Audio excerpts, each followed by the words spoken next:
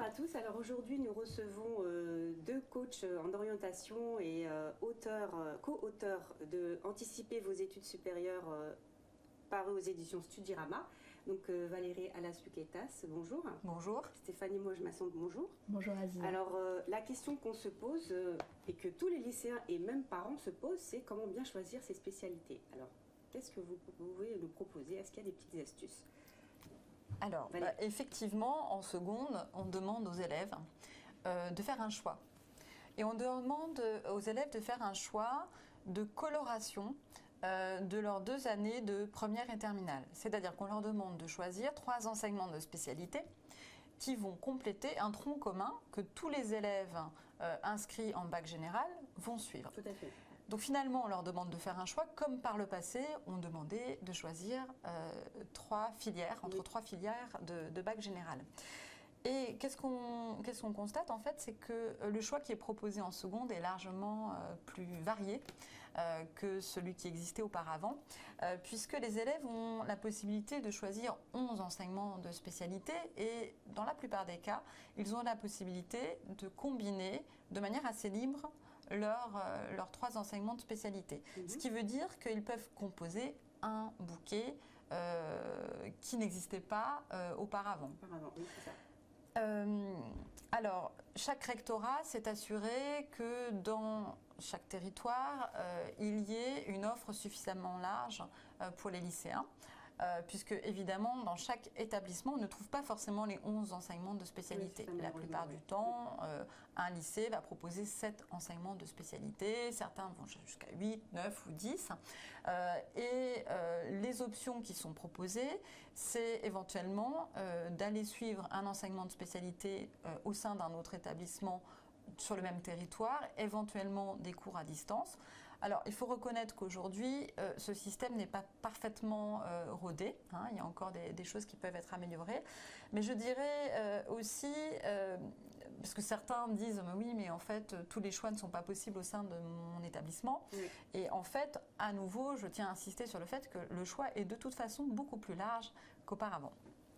D'accord, donc même si c'est restreint, ils ont quand même finalement plus le choix qu'avant, c'est ça que vous êtes en train de dire? Le choix est beaucoup plus varié, beaucoup plus large qu'auparavant, puisqu'auparavant on avait le choix entre 3 filières et aujourd'hui on peut combiner les enseignements de 7, 8 ou 9 spécialités au sein d'un établissement. D'accord. Stéphanie, justement, concrètement, comment est-ce qu'on peut choisir donc parmi ces multiples combinaisons?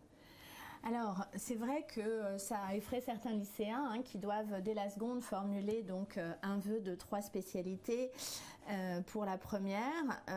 Moi, je pense qu'il faut s'interdire d'interdire. Et donc, il faut se demander ce que l'on aime faire et ce dans quoi on réussit le mieux.